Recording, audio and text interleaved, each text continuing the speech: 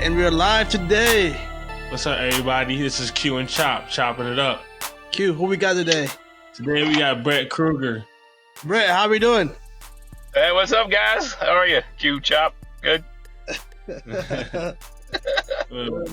We're blessed, man. Another day, man. Surviving Corona. Yeah, it's been crazy, man. Like, it's the first time I ever had to sanitize a birthday card. I gave my wife, it was a birthday last week. I had to sanitize the birthday card, man. Like, what the heck? Yeah, man, it's crazy. Man. It come from somewhere else. You gotta sanitize it. You don't know what's going on. Yeah, I've done the whole thing. I wear the mask in the grocery store. I do the whole thing, man. Hand sanitizer. I'm taking it serious. I mean, I just turned 50, so I'm like right in the age group where I don't need to get it. Right. Yeah, right. I go to the homes, and get estimates and all that, and then like some people, I've seen two ranges of people. The ones that are really conservative for their health, like they're like mask and gloves and booties on, and there's people that they're like, come on, they're trying to give me a hug, and I'm like, no hug, no hugging right now. But it's crazy, 6 feet apart, and wash your hands and sanitize your hands, and I think you'll be all good. Raleigh, I think North Carolina opens up already on partially, I think on Friday. But it's been a long, crazy time. That's it. Everybody's gonna have to relearn like everything, because just like you said, I mean, some people would come up and give you a hug, and then some people are so standoffish. But like the handshake, that was always paramount in business. Like if somebody grabbed your hand firmly, you know what kind of person they were.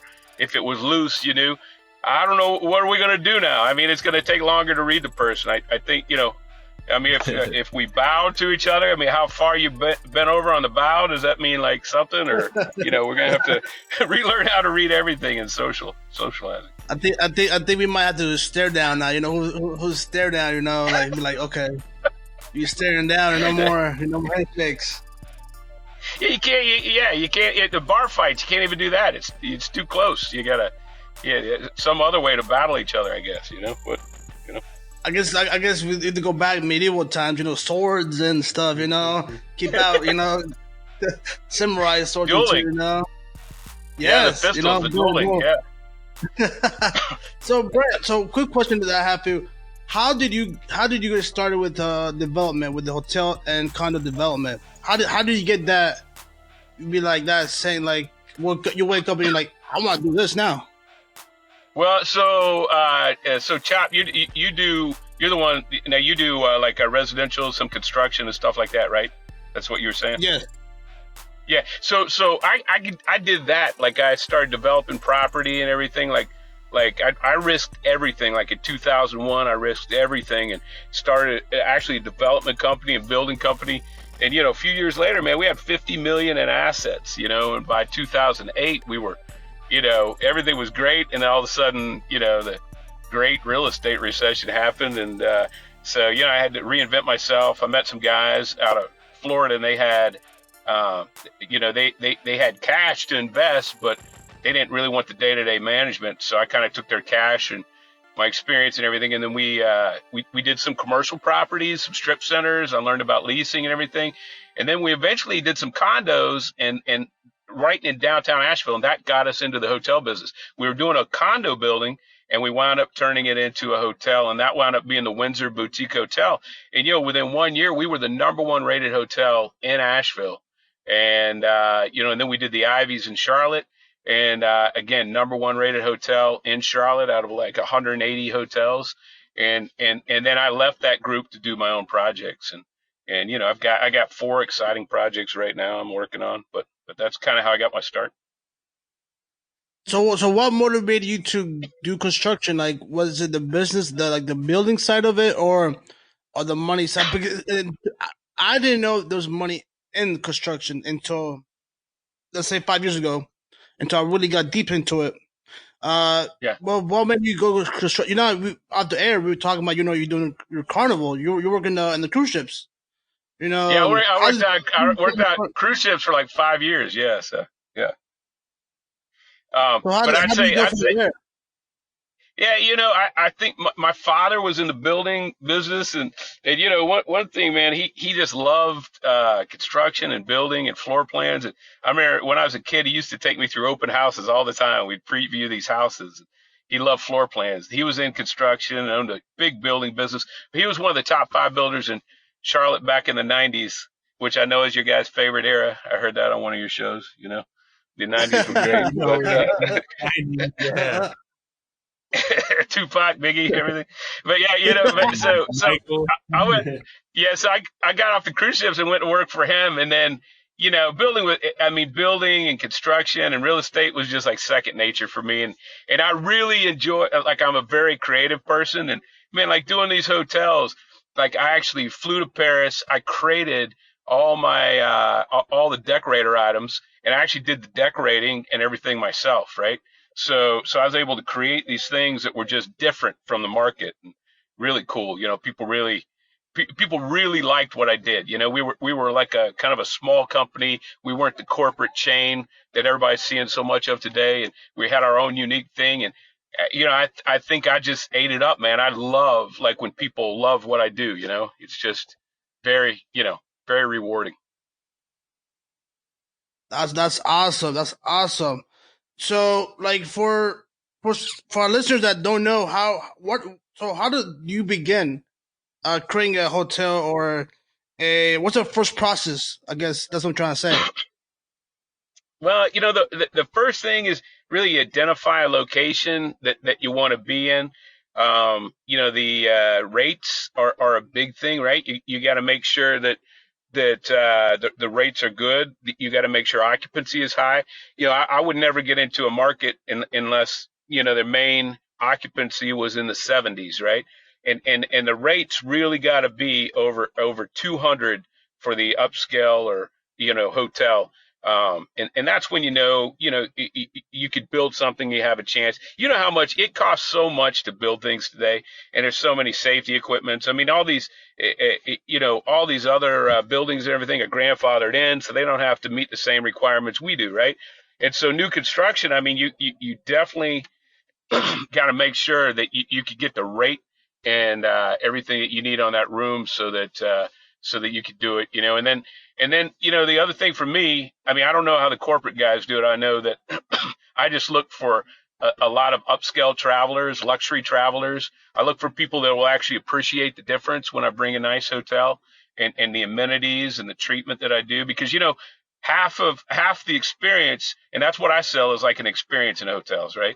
But 50% of what we're selling is the property, and 50% is the service, right? So you just got to make sure, that you can hire the right people. You got to make sure that they're in your market. You got to make sure that, you can get a market. There's a market out there for these people when you charge your higher rates and stuff, I'm sure the load got a lot more heavy when you went on your own and got your own business. What made you decide to do that? To leave the old business that you was working with and start your own? Yeah, I've been with these guys for like 7 years, and I think it was time for me to kind of break out of that. They were at the point where they had properties they wanted to manage. I'm more on the development side and building side. I enjoy that a little bit more. And at that point, we didn't have anything going on construction wise, and so I left the company and to do my own projects. And we got, the projects we got a ski in, ski out project up on Beach Mountain that we got approved. We're jumping some more hurdles with the association and stuff there, getting that all approved. But we'll have a ski in, ski out project up on Beach Mountain, which Beach Mountain is the top ski resort on the East Coast right now. A lot of people don't know that, but it's a very boutique. Yeah, it's just incredible, man. Absolutely. Yeah, the owners there, Ryan Costin, man, done unbelievable job with that ski resort. Great experience, has a little ski village and everything. It's the highest elevated ski run, on the East Coast. And then, got Sunset Cove. Of course, that project again, is on Lake Norman. Man, we'll have like a Nikki Beach style beach club on the back of that hotel on Lake Norman. There's nothing like that in our Charlotte area, so I think people will really, appreciate and enjoy that. It's 3.5 million people that want to go to the lake every summer. Unless you own property or boat, there's nowhere to go. So I have the first place you could go, and first resort you could stay at and everything. So, and then I got another project in Uptown Charlotte that we got approved. It's 37 stories, 375 units. I'm just part of the selling group on that, but so that's pretty much what I got going on right now. That Lake Norman project, I mean, you can't get that at a Super 8 or Motel 8, Yeah, So yeah. That's the thing, is they're all 3-star resorts, basically down there, around Lake Norman, or 3-star hotels. I'll have the only true resort on the lake. We got a western sunset view. We'll have a high-end restaurant, spa, convention space. I mean, think about it. That'll be the only beach club, with convention space and nice restaurant and hotel. That'll be the only thing. There'll be nothing else like it. I mean, it's been 55 years, that lake, since it's been built. And this is the first resort that's ever been approved on that lake. So, in addition, I got as I said, I'm up in Asheville today. We're building 14 condos again, right in downtown Asheville. And so, so we got some of those sold. And so I'm up here today working on that project. that's very cool to know. So, and Lake Norman, is there I don't know if you know about the Lake Norman or the Mooresville area of there, but isn't there like a festival every year, once a year? There's a couple little festivals up there around Lake Norman. There was usually one in the spring, I think in Cornelius, that got canceled, and then 4th of July is a real big time for the lake. The days leading up and the days after. I mean, everybody that has a boat, is out there during that time usually. But but I remember that. Go ahead. I was just saying that that area you've got all, and then you got a lot of mini arts and crafts festivals and stuff like that with Davidson and everything, and so we're right across from Lowe's headquarters. We're around the corner from Trump Charlotte, the golf course, and so Yes. I mean there's all kinds of stuff going on up there.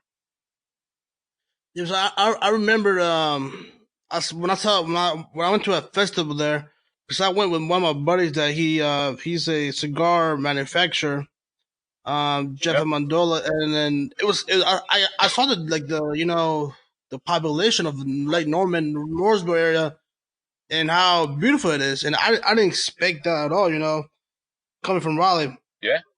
I didn't expect it, and it's very beautiful. Yeah, you got like 520 miles of shoreline on Lake Norman. And then, they started selling that years ago. I mean, 50 years ago, I guess they started selling out parcels, and people built it up residentially. And it's built out now. I mean, really, the lake is just about completely built out. And you got a few commercial sites, but there should have been more commercial probably designed, and it's very tough. You had to put 7 parcels of land together. 7 parcels of land to be able to do this hotel site. It's 15.5 acres. And eventually we're going to do 4 condo towers and everything out there as well. But yeah, I tell you, it wasn't easy getting that thing approved. I bet the other commissioners were like, it sounds a lot, but, sometimes you got to give it through, Yeah, they were supportive of me and everything because, everybody wanted, a 5-star boutique hotel style experience up there, and that they don't have right now, right? Everybody knows it's needed. It's crazy. And a lot of the people that came out to kind of fight me, once they learned about my project, crazy enough, I think 7 people got up and spoke, and I think 6 of them spoke for my project and said, if you're going to prove anything, this is probably a good project. And Brett seems like a nice guy. So, but I really appreciated that. It did get a lot of community support, which you usually don't get in these things. Yeah, you don't, me being in those meetings, for all those commercial projects that I've done, a lot of people be like, no, they come in and they start hollering at the commissioners and at the person, speaking, like, we don't want this, we don't want that, and sometimes you can't really come to the agreement. But it's awesome that those community leaders that went out there, those certain people, and they gave you support. Yeah, a lot of these people come out, man, and I don't know. A lot of these people are the same people that come to all the meetings. You know what I mean? They come to the meetings and Yeah, and they have an opinion on everything, but and I think the town council, they understand that and everything, and they try and, they do they are elected officials, right? So they do try and cater to the voter, while doing things in the community that, will be good for the community and stuff. I mean, it's a balancing act for those guys, I mean, it's definitely not easy. It's not easy. So another question: how long does it take to build all this, 5-star boutiques and condos? How's it? When do you have a timeline, or do you use? I know, but for me myself, I use a timeline for whenever the concrete people show up and the framers and the everything else. But how does the hotel or condos work? How do they work? Well, it's very difficult. It took about 8 months to get the initial approval. Then we closed on the property. It's taken about another year to get all the plans together and get into a position to where we could actually pull permits, right? And then once you start, you're talking a couple months of grading, because you're talking about 15 acres entryway into the site and everything, and 15 acres of development. Plus, I'm down at the waterfront and everything. It's going to take about 16 months to build, start to finish. It's different in commercial too, because of all the fire concerns and handicap concerns and everything. You have got to have like your furnishings, everything actually have to be in place, because the furnishings, to make sure people can get wheelchairs in and out and things like that, I mean, is paramount to make sure that you're ADA compliant, right? Just because you have a 36-inch door doesn't mean that you're not going to put a large piece of furniture in front of it that impacts the flow. So you really have to have your furnishings and everything in place. Also, your furnishings have to be, fire retardant, right? So there's a lot more things to worry about in commercial than there is like residential. It's a little bit more difficult, Which one would you rather do? Which one? I mean, I grew up in the residential. I like the commercial, just because so many, I used to build like a really great condo or something, but then when you're done with it, it's just those people that get to experience it, right? So when we built out like the Ivy's Hotel, we had Sophia's Lounge down there. I mean, I can't tell you how many people in Charlotte I'll see on LinkedIn, Facebook, but their profile picture is taken at like Sophia's Lounge or in front of artwork that I've done. You know what I mean? There's been photo shoots in Charlotte, a lot of photo shoots down there. Architectural Digest found that hotel the most beautiful hotel in North Carolina in like 2018. And so I don't know, man. People are a lot more aware of what you do than when you mastercraft someone's bathroom, decked out and gorgeous. No one ever sees it. I mean, so I don't know. I guess from that standpoint, it's more rewarding to do commercial. What you do can be seen by a lot more people. So I understand that. What do you have a end goal with this? What do you aspire to be in this field? Is this the highest you want to go? You want to go higher? I mean, I might like to own like just a handful of hotels in the end. Just boutique hotels. But just the service, like servicing the guest and having them be happy, that's the rewarding thing. It's not owning a chain of hotels. It's not getting everything bland and a certain way of doing things and doing that across the country. I don't like that, man. I like small businesses. I like to own just a few hotels and have smaller restaurant groups in the hotel, not corporate. Everything I do is non-corporate, non-chain affiliated, right? I mean, it's everything I try and do is unique and cool. I'm continually inventing and reinventing the stay of the guest and the functionality of the hotel, and that's the rewarding part for me. I guess it should be the money, but it's it's more the experience, that I get and the guests get. When it's the experience, man, you never stop, man. You never stop grinding for it. You never stop loving it. The money stops sometimes, man. Money doesn't always fulfill you. So, man, that passion, that love, that genuineness, that's what really will take you far. So you accomplish everything you want just off that. Oh yeah, yeah, no, I agree. I agree. It is very rewarding, and people like what I do. So a lot of other unique retailers and people with restaurants, coffee shops, and all that, people will continually reach out to me. Hey man, I saw what you did, and I love it. And you know what? I do the same kind of thing, and then I go visit their places, right? So I got a very rewarding life. I mean, I really, really enjoy my life. Just continually being like on the seed of invention, for luxury and guest experience, and I mean the foods. I mean being around all of it. Continually evolving, man. Just love it. Just hearing you talk, and we're like 5 hours apart. We're you Nashville, I'm in Raleigh, but I can hear the genuine, happiness and of you building these buildings. Not many people in life could be like. I love flipping burgers. I love doing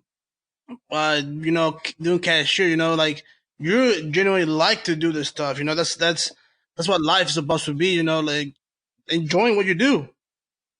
Yeah. No, I can tell you, I absolutely love it, and you're right. It doesn't matter what you do. That's what, that's one thing. When I ran some of these hotels and I was over the management, I used to tell people, I'd say, man, it doesn't matter what you do for this hotel. If you're sweeping the floor, if you're the general manager of the hotel, every single person in this hotel can break the link, right? Every one of us is almost like joining arms, because everybody there has to support each other. Because if you walk into that hotel and the floor is unswept, if things are unclean, if your housekeeping lets you down, if when you do your wine and cheese, if that guy doesn't show up on time, if breakfast is not there, any link in that chain, you guys know. I mean, they'll get on there, like TripAdvisor and all these things today, and they'll burn you, man. And so I think, I would always be around the hotels as much as I could be and talk to the guests, and I would encourage that from the entire staff, just to ask how guest stays are and stuff, and find out. And I tell you, even just showing that you actually care, if there is something wrong, I think people are like, hey, it's one little thing. We're all in this together. They actually do care. You know what I mean? I mean, it's such an important thing to kind of cultivate that relationship with your guests and your people staying at your hotel, your customers. So that's the most important thing. You stress to your employees, and you believe the satisfaction of the guests. Oh yeah, I mean it's like again, every single employee on that floor, when whether they're directly involved with the guest or if they're just presenting something or cleaning something for the guest, everybody is part of that chain, and any of those links, if it goes bad, it could just get, it could just go worse from there, man. So, and I think when everybody's working together and your staff is smiling and stuff, people, man, they want to be part of it. They feel the energy, and the craftsmanship and everything, the detail that you put in the hotel. I think they see that and they appreciate that. Even sometimes I notice just subconsciously, right? Is guests would notice some of these things, and you'd point it out, and then they'd be like, oh yeah, I mean, you know what I mean? Like subconsciously they take these things in, but sometimes it just creates a feeling, and they want to come back to your hotel, right? They want that experience, and they can't even put their finger on what it is, but that's part of it all, It's just creating a great, unique looking product. And, like I said, I went to the flea market to Paris and purchased all these items. I hand chose everything. I mean, I hand hung the stuff in the hotels, and then our staff, when they treat the customers well, I think the guests get the whole experience, and they appreciate and come back, That's so awesome to hear. That's so great to hear. That you're so involved. That's so involved in your projects that you said you flew to Paris. You handpicked all the furniture and all that too, and you put them up in the walls and then talk to the customers, talk to your employees. You're so hands on, because there's some people that own a small business and they feel like they're $1,000,000, and they treat everybody, good and bad between who they want to be with. But you're so different. You're like so involved. That's It's so rare of people being so involved now that Yeah, they don't see they never see the owner of anything. They're like, oh, who's the owner of this? Like, yeah, I don't know, the guy. yeah. So many people now, they just want to create an empire, or they want to create something. A lot of people have lost that craftsmanship, and everybody wants to do the same kind of thing. And not to mention, even the banks, even the bankers, and everybody else, they want you almost to conform. Everybody in society pushes you to conform, but guess what? The customers and the guests and everybody, they want something unique. They want something that they haven't seen. They want an experience they haven't had before. So it's on the way in these projects. Everybody pushes you to conform, but yet, when you open up, the reason people will come back is because you were unique and different. And people need to realize that, small businesses and everything. And all these small business owners, that's one thing I'd encourage you guys, everybody listen to your show. We got to support these guys right now, man.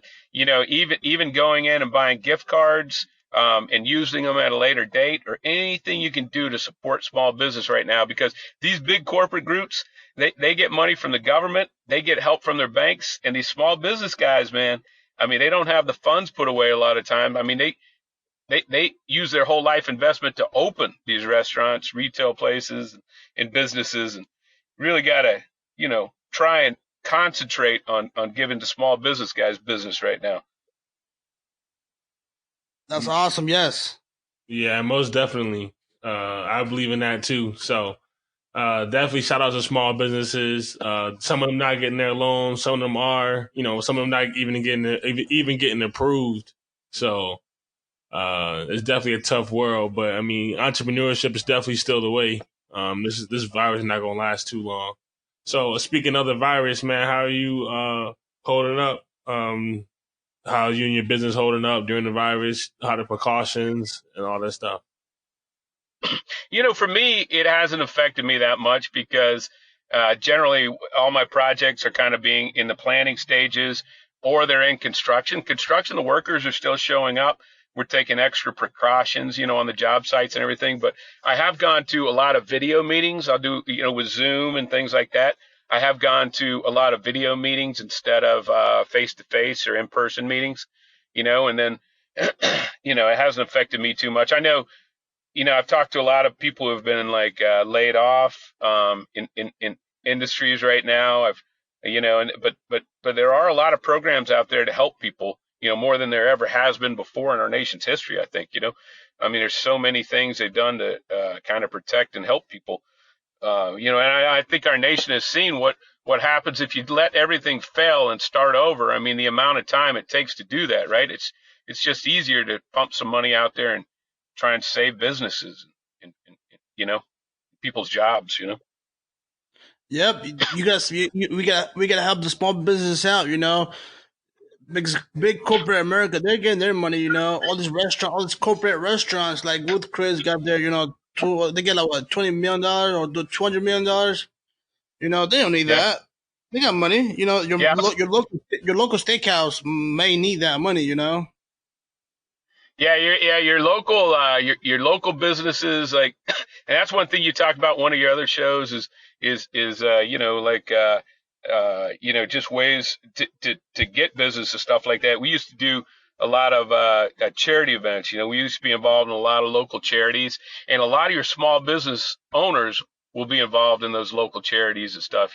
It's almost like a chamber of commerce, with these charities, because they donate things and then you bid on items, and I tell you, that helps so much. And the charities are another thing that are hurting right now, which are so many great charities out there. We always like, St. Jude's a lot, and the charities that, every dollar goes to actually to the people in need. You know what I mean? So, but yeah, the charities, small business, all of them need our help right now. They all need our help. Looking through your hotels. I'm in beside my computer looking through the Ivies and the Windsor. You'll be a great thing to build too. This is just I'm just giving you something to think about. Maybe also if you create like a cigar shop like that, cigar lounge, like like English type of old school. In Yeah. Charlotte, that'd be nice.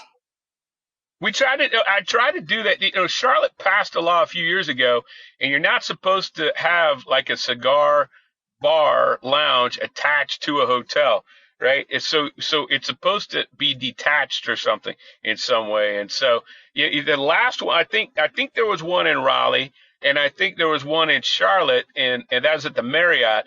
They bought their own building and they had a no smoking policy, and they closed the one here called Cutters. They closed the one in Charlotte. But I think there's one in Raleigh, but you can't, you either got to have a patio, I guess, where people could smoke or something. But yeah, I agree, man. That's a cool thing.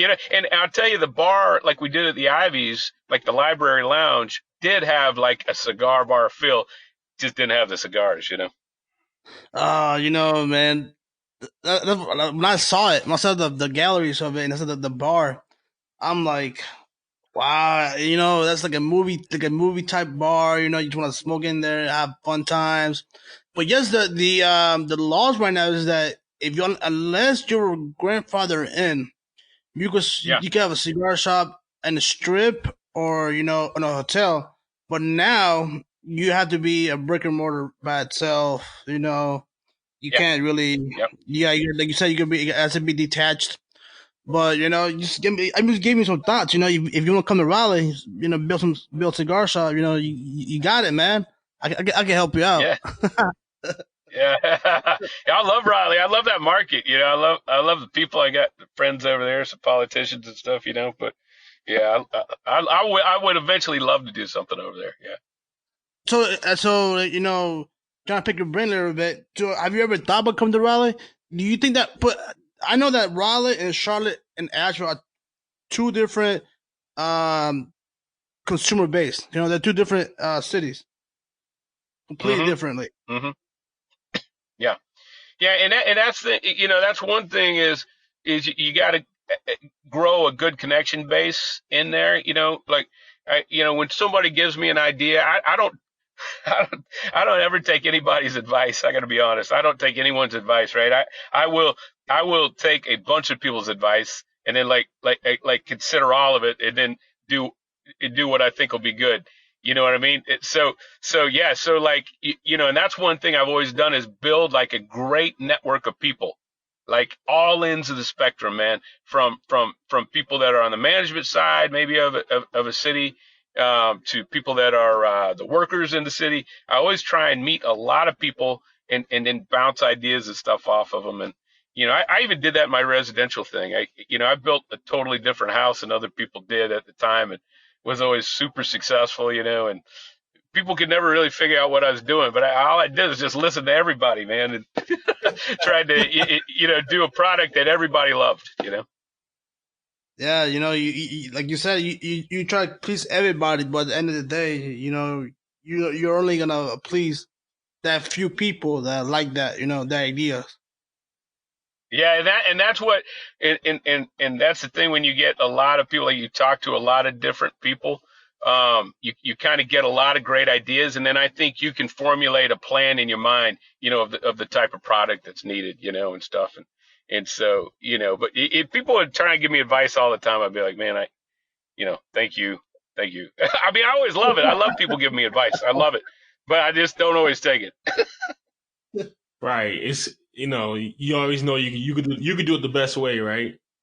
So yeah, well, that's and when it's your own stuff, it's like you put your money where your mouth is. Like when it's your own product and it's your own deal, that's how you have to do it, man. It has to be a representation of you, and you have to be able to explain to anybody why you're doing it, because ultimately you're either selling the product to a customer or you're delivering it to a guest, right? And you want them to come back.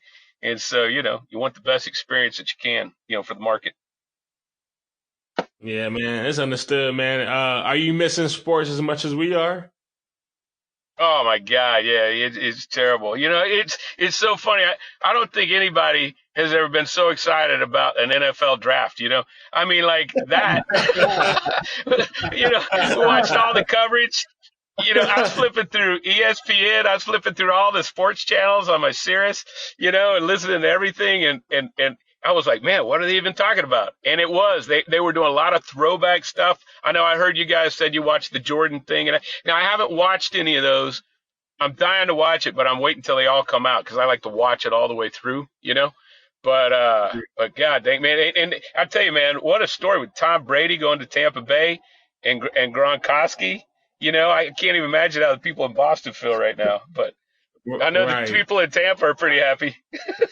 Yeah, I'm excited to see what's going to happen with that. Yeah, yeah, I am too, man. Gronkowski, man, let's see if he can come back at the player that he was after he's been out. You know, and then Tom Brady, you can see what the guy's made of. I mean, I think he's one of the most accurate passers I've ever seen in my life. I think when you get good, speedy wide receivers, I think they could be. I think they could be a real team this year. Let's hope. Let's hope so. I definitely see them good for 2 years. I think that's what Brady has. 2 more years left, and then go in retirement, spend with Giselle the rest of his life, and just relax. Yeah, yeah. What a guy, man! What a guy! I mean, Tom Brady he's married to one of the biggest supermodels in the world, and he has a baby with one of the other biggest supermodels in the world. You know, that guy's, and he's what a seventh round draft pick. Wasn't even the full starter in college. I mean, that guy's like the American dream right there. You know. Yep, you just gotta work hard for it. Yeah, yeah. He has worked hard for it. Yeah, yeah. Why do you think? Why do you he think deserves? I mean, he deserves it. Yeah, he does. Why do you think he moved to Tampa? You think he's gonna try to win one there and say he's the greatest? I think he's always been underpaid, and he always took one for the team. You know, he's only making $15 million a year, and you think his star quality and everything. I mean, he's definitely worth twice that. He's worth the $30 million a year he's getting paid. You know, and I think he always took $15 million a year so they could sign other decent players. I think last year when they didn't go out and get him any receivers or anybody to throw to, I think he got upset about it. You know, and I think he just decided to leave because I mean, Tampa has one of the best receiving corps. You know what I mean? As good as maybe anybody in the NFL. I mean, really great, speedy young receivers. And, I think he was like, look, I was making $15 million a year working for half the money, and you guys didn't take that money to sign anybody, So, I think that's why he left. What do you guys think? I think so too. They brought in Antonio Brown, but that didn't last long at all. I thought that was a whole just setup for him to leave again. Another trying to do a money grab. But I just believe Tom. Honestly, I believe Tom has 2-3 more years of of good accuracy before his body starts to hurt him more. And Tampa Bay does have some good receivers. They got Evans, and they got the other guy now. I can't recall his name, but with Rob now, with Rob going in back with him, Tampa's gonna be like the Tampa that won the championship. With Gruden, they're gonna be out there. I hope they have a good season too. But we gotta wait and see. We can't even start a game yet because of Corona, but. Everything's all the soccer, all the basketball, all the college sports, all the football, everything's becoming virtual and online game. Everybody's playing online, ESPN tried to do the virtual horse, Chris Paul and then somebody that nobody knew, and it's not the same no more. Yeah, no, I agree, man. I agree. Yeah, that like you guys said before, that the '90s was a great era for basketball, man. Just with Jordan and that team, and I mean, man, it was exciting. It really was. Young Kobe, young Shaq. Yeah. Yep. I love it. Yeah. I love it, man. Boys. Space Jam. I remember going to those games. Yeah, there's such an energy around basketball back then too. I mean, the NBA was just, it was so exciting, so I tell you, I get a lot of that from college sports. I really enjoy college football. You could feel an energy in that crowd. It's not a money thing, right? I mean, those guys eventually want to make the money, but I mean, a lot of those people are there. They know they're not going to play in the pros. They're just there for the love of the game, and the fans are all behind their team. Just walking in a stadium, man, college football, you can just feel the energy. I love it. Who do you think is going to have a better quarterback career, Burrow or Tua? Well, let me tell you, man, I think that Joe Burrow, man, I thought he was like a young Tom Brady. I've never been so impressed with like a young quarterback. And he kind of struggled a little bit his junior year, and then he came out just firing, man, in his senior year. I think that guy is somebody that, and it's not just talent, right? It's an attitude with him, meets talent that, makes him driven and successful. And I just think that guy, I just think he'll have a super, just incredible career, And then I tell you, I really like Tua a lot too, man. I like Tua. I like watching him play. And, I think, he went to the Dolphins, right?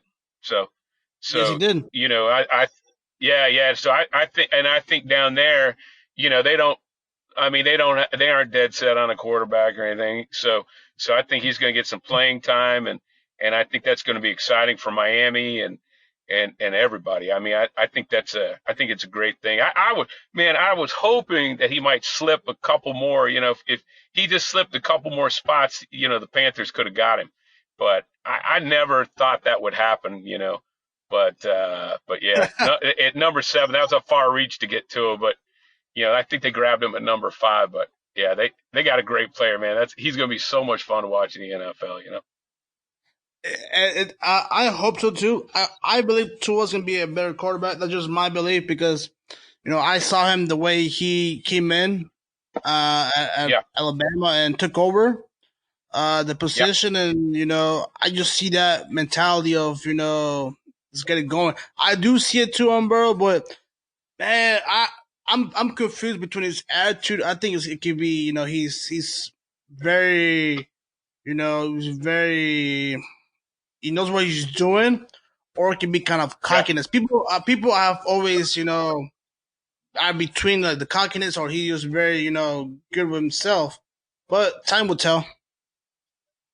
Yeah, a lot of those guys, man, when they're kind of cocky and stuff, the guys that learn to kind of rein that in, and instead of running their mouth, they put it all into energy on the field, like as to what they're going to say is going to be done in their actions. Those are the guys really that have success in the NFL.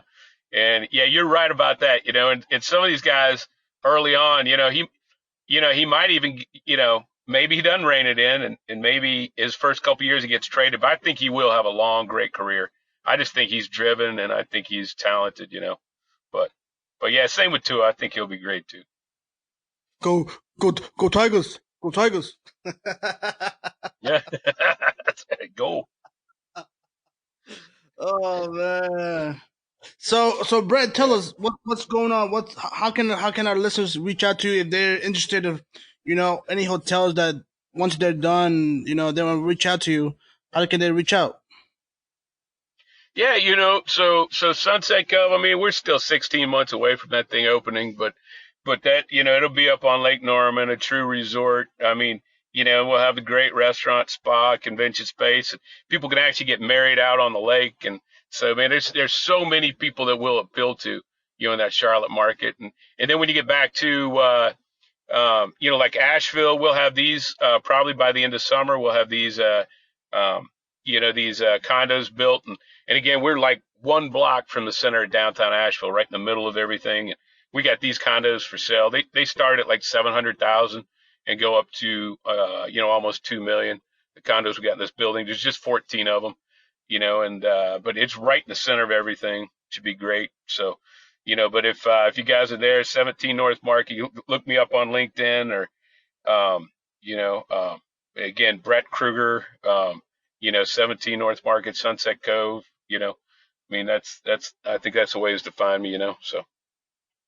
Once Lake Norman is finished, we might have a Q and Chop on the go out there, and see everything. How's everything going out there?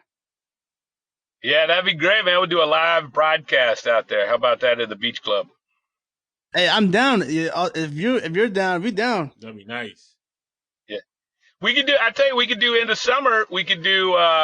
You could bring some cigars. We got a roof terrace up on 17 North Market, right? So we could set up there on the roof terrace. It's on the 5th floor, and it views the downtown and the mountains.